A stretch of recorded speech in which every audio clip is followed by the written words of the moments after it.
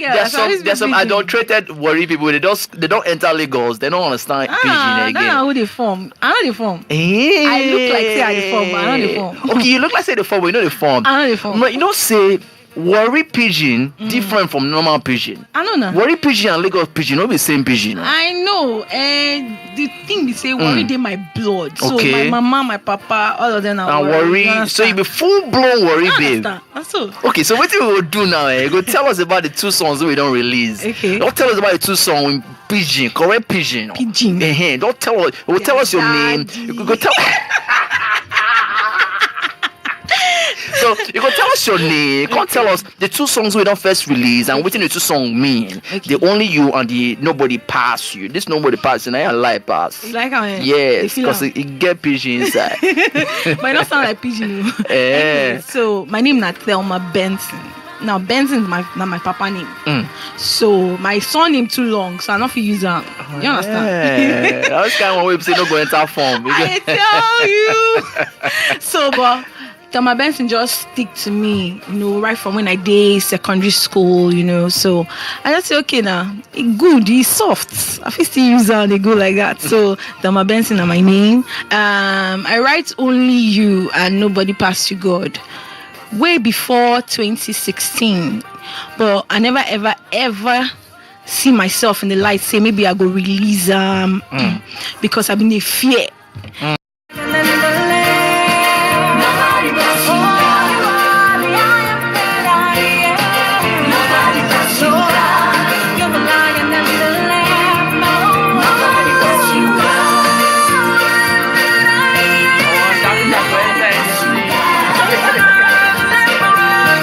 Back to what you were sharing with us about Nobody Past You, those 2 songs first released. You talked about how you lost your dad, and Yes. you were going to share some stuff with us. Yes, We'd love to hear it. So I lost my dad, and it was trying for me because it was my final year in school.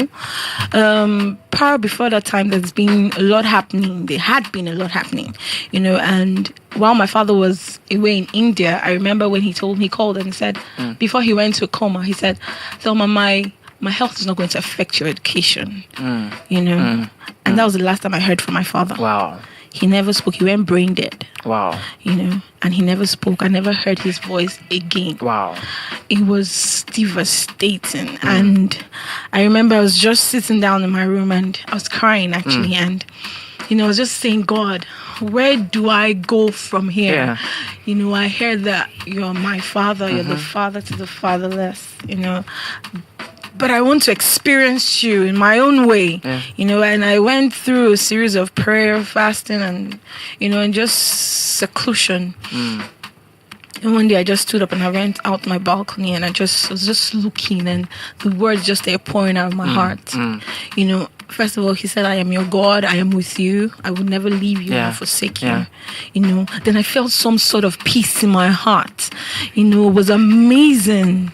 And I just started writing Only You. How long what was the duration between when your dad passed and when you had that this same year? The same year? Yes, my daddy passed on January 21st, 2013. Okay.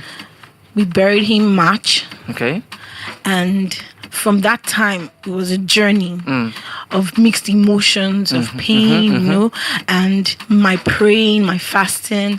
And after we laid him to rest, I was just wondering, Father, where from now? Yeah. How do we go on from here? And that was it. Between 2013 and 2014, Only You came out. And when I was at the point, I got stuck in writing, and I called my friend Peter. I'm like, there's this song. It's been playing in my ear for a while now. I need to let you help. I need your help and your take on the song. And I was like, only you, oh God, be your glory, honor, power, majesty. Only you, my King, we declare that you are God of everything. And he was like, okay, let me see. Then he went, I look around and see the works that only you can do. There's none like you. Awesome wonder. I'm like, woo! Your majesty, your royalty, authority, you are God of everything. We hail your name. I'm like, okay, and only Right. because at the end of the day, only God can take you out of any mess that you're in. Yes. And it was only God. Yes. Sometimes I pinch myself to ask myself, how did you get over the hurt that you were feeling? Because sometimes my sisters, they tell me something, and I'm like, I can't remember. Because somehow I think God just put so many things in my past and just blocked it for me not to remember them anymore. And so I don't feel that pain, because the pain was intense, and so Only You was birthed, and it took a while before I produced it. It took a while. Oh, that was from 2014 till 2017. 3 years. 2016, okay. Yes, so I finished my youth service in Abuja and I came back. Let me rewind a bit. So before then, I'd written Nobody Past You, God. Okay. Written Nobody Past You, God, like 2012. My mommy had she had goiter at first. Okay. And it affected her memory. Now, she became, how will I put it? She started hearing voices. Oh. And she started acting funny. Okay. This is a testimony I rarely share, but I have to share it because God has won the victory already. And so it was devastating for me, because my mom is a strong woman. We used to call her Mopo. Like, she used to... You have to be upright when my mom sees around. Do you understand? Or she'll straighten you out. Do you understand? So Momsi just went into one situation like this. I couldn't even... I'm like, God, where's this coming from? Like, she literally... Was this before or after? Before my father died. Okay, all right. So she literally was losing her mind. It was painful, and... One day we were praying and I told God, I said, I don't want this thing to continue. I actually fasted and I prayed, and one day I called her and she was like, and I told her certain things that she did while that phase was happening, and she was like, I can't remember doing anything like that. I'm like, you can't remember doing anything like that? I can't remember doing anything like that. Like she literally, at one time I was trying to hold her, she beats me. Like she beats me. She said, I'm so sorry, I can't remember doing that. And for me, it was amazing. That means that's like the answer to my prayer. Like, she can't remember, And I'm like, okay. Not that she was completely and totally whole, but it wasn't as bad as it was before. Because it was very scary. It was like, are we going to take her to mental home? What's happening?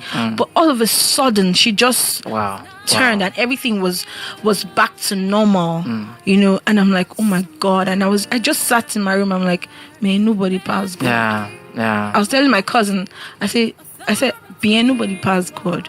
The things God can do. And I'm like, man, this is a jam. I have to write something here, And I'm like, okay. And that's how this song came about. I am that I am. You are I am that I am. Nobody past you, God. You're the lion and the lamb. Wow. And that's how Nobody Past You, God came. So Let's fast forward. Okay, yeah. Fast forward 2015, after I finished my youth service and I came back. I was I was unsure what to do, but I knew that I didn't want to do a 9-to-5 job. I just wanted to go into doing my handwork and ministry, and But I didn't know. When you say handwork, how do you mean?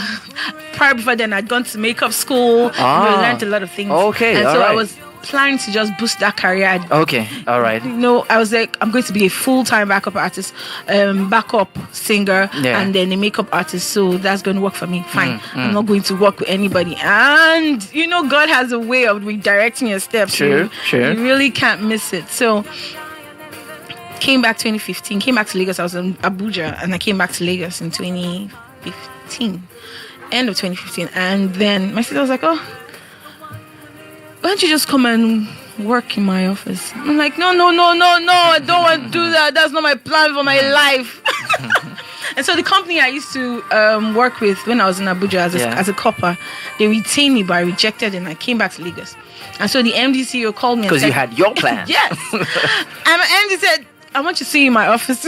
I'm like, okay. And then I went there, and he was like, I want you to take the job. I'm like, God, no. I don't want it.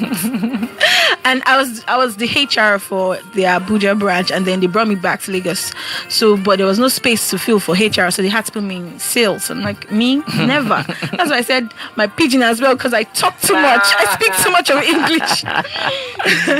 And so, long story short, I started working, and I did not know that God was setting me up for something great.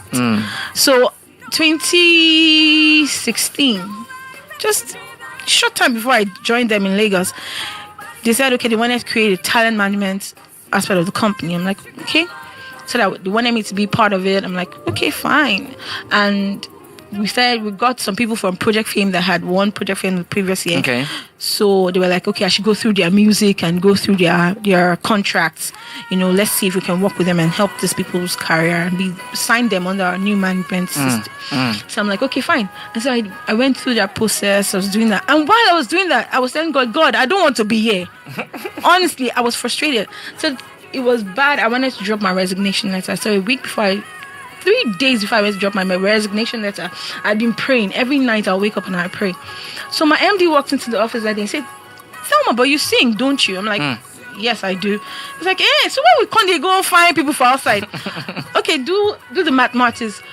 Bring everything to me. Let's see what it would take to produce. You have songs written? I'm like, yes. Wow. So do everything, what it would take for us to produce your song. And, it was like a joke.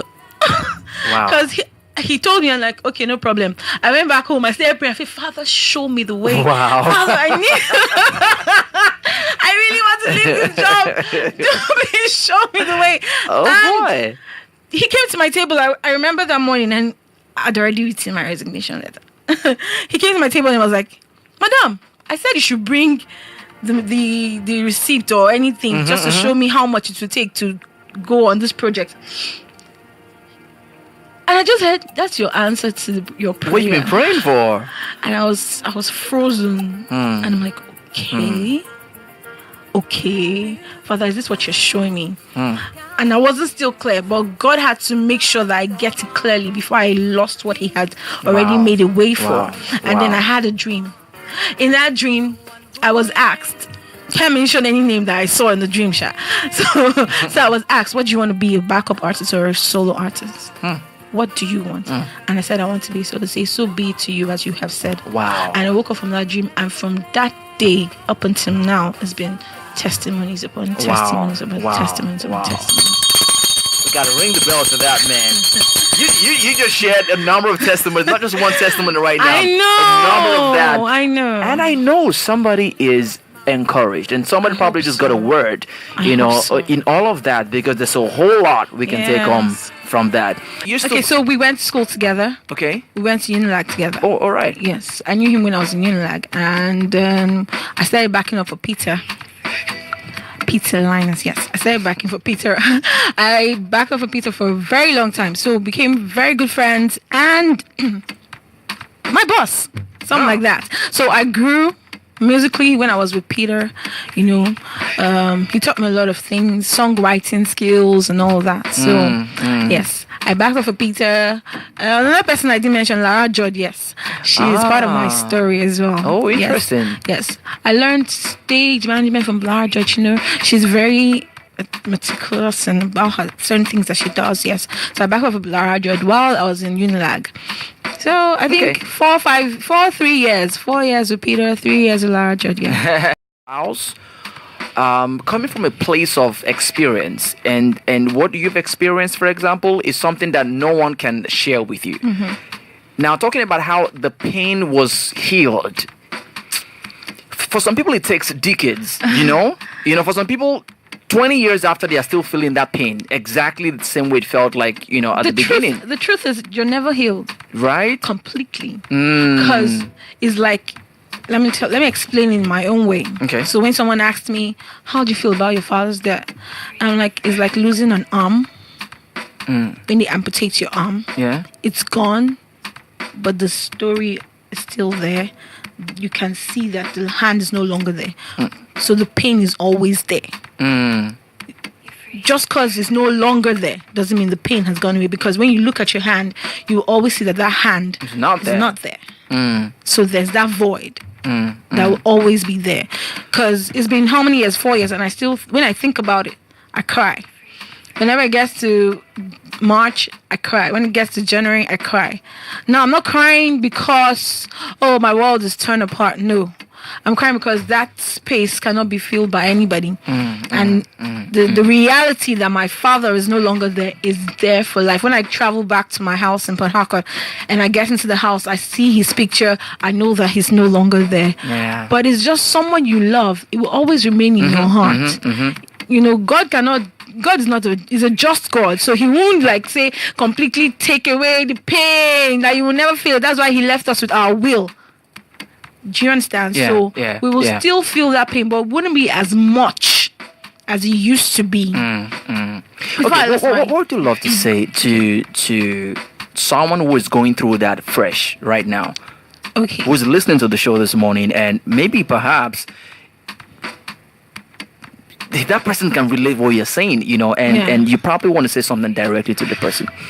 See, one step at a time. Take it one day at a time. One day at a time. Know that God will never leave you nor forsake you. And the thing that you're going through right now, it wasn't fashioned to break you. Because God would not want to break you. It was just fashioned. It was just a bump in your process in life. That you would always look back to. Yeah. And always remember how God brought you through that. So if you just lost somebody and it's still fresh, just hold on to God. I think that's the best support system you can ever get. Holding on to God. Holding on to God and not depriving yourself from living life like you ought to or you used to before that incident happened. Just know that God will sustain you. He's still in the storm. He hasn't left. He's still with you. He's always by your side. Just reach out to him and know that he's able to heal and deliver. Trust him through the process. Cry when you want to cry. Nobody's going to say, if you say don't cry, it's not true. Cry when you want to cry, but don't dwell there. Do not dwell there. Try as much as you can not to dwell in the pain. That was very insightful. Very insightful. We'll take a short break, guys. When we're right back, it's Atogbojule. This guy, though.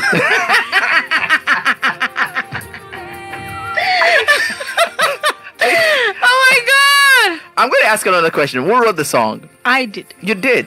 That's good. So what is? Now let me tell you the testimony behind Atogbojule. I don't want to spook anybody, but I'm proud to be spooky. Yeah.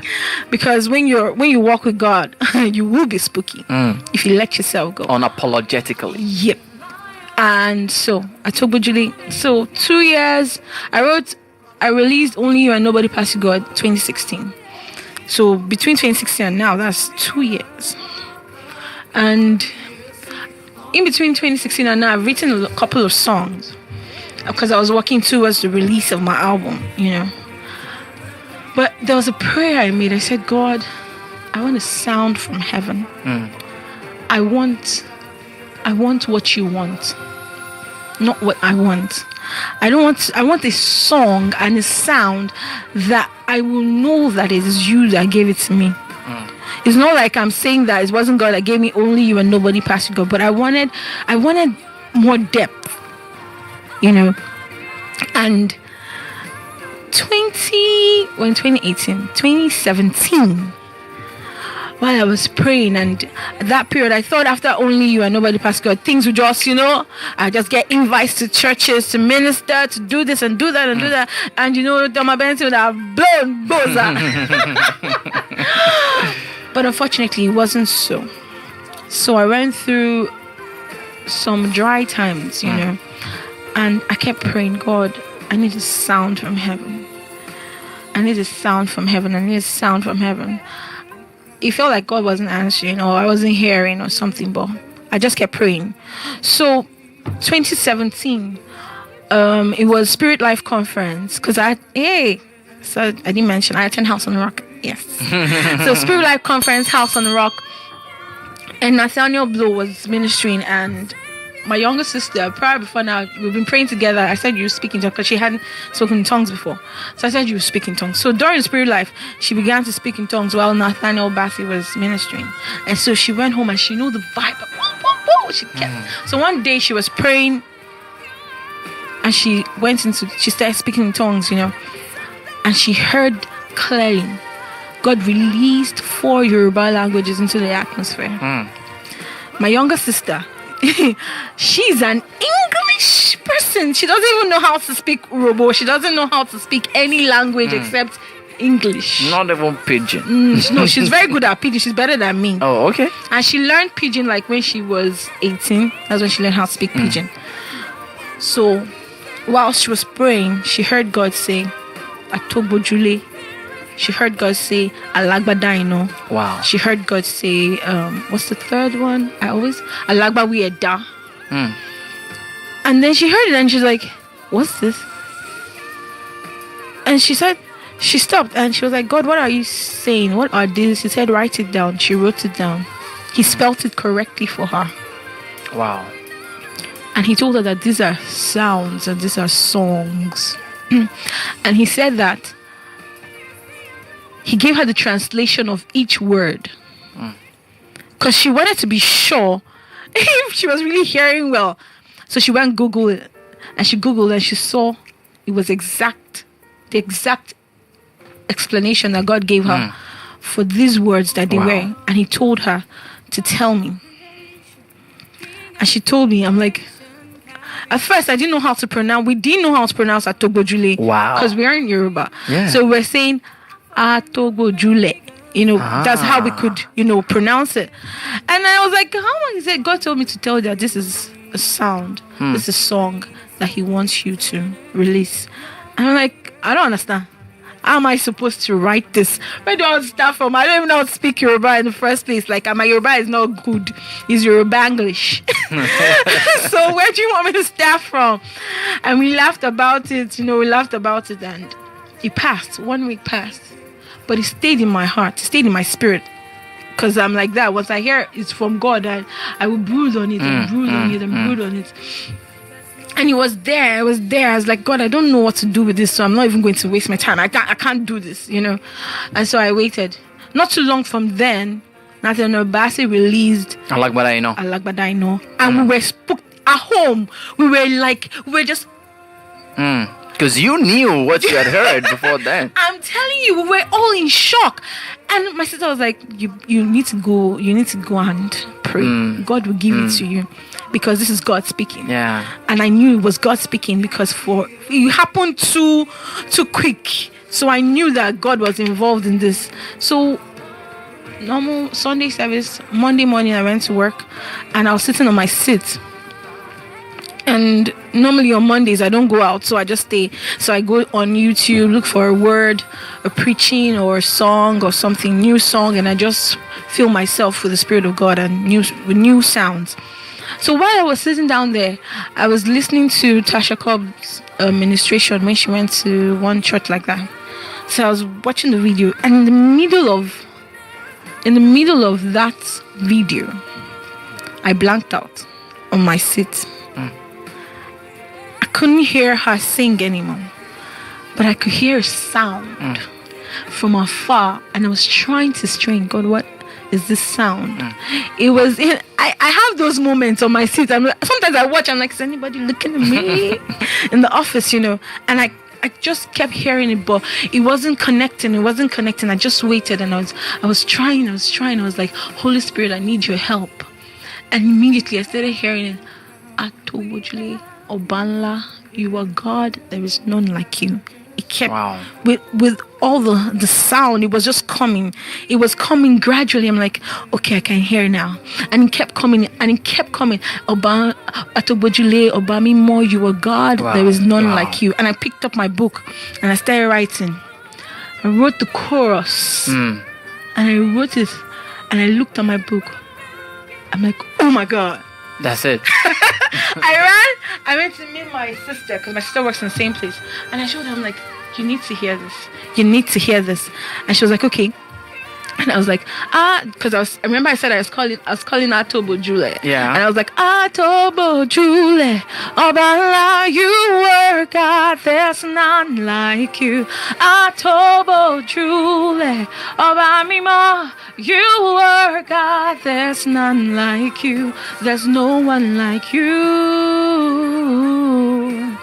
And she was like, oh my God. And my sister started jumping in the office. And I'm like, she was like, Thelma, this is it. This is it. This is it. This is it. And I got home that day. I could not sleep. I kept writing. I wrote the verse on, you are God, God of creation, King of all nations, KBSC. I stopped. Woo! I was shouting in my room. I'm like, okay, let's go. We can do this. You are God, Lion of Judah. You know, it just kept coming and coming and coming. And I'm like, oh my world. Oh. You know, and then I called Olaita Dada immediately. And I'm like, I have a song. And I was like, okay, what's the song? And I told him, I was like, so I don't know if I'm pronouncing it correctly, but... and a Yoruba boy that he is. And I'm like, Atogbojule. He was like, what's that? What's that? Atogbojule? I'm like, well, it's A, you know, Atogbojule. He was like, it's Atogbojule. I'm like, oh, you mean it? He was like, yes, it's Atogbojule. And I'm like, it means dependable God. So the God who is someone who is worthy of leaning on or trusting. Was like, yes, that's the meaning. And I'm like, and I told him, I shared the story with him, how the song birthed. And it was like, oh, wow. So, long story short, I went to the studio.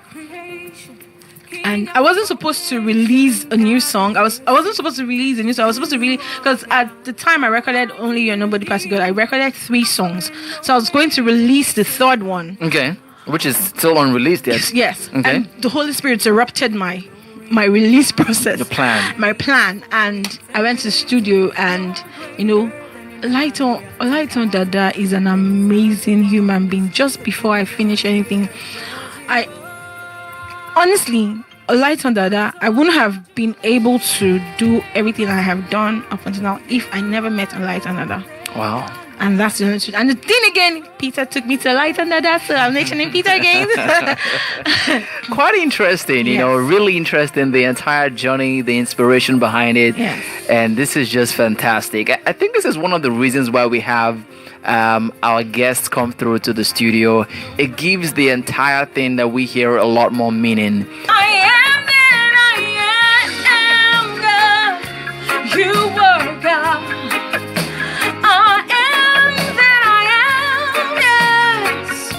You are God, so receive all of my worship, receive all of my praise, receive all of the honor.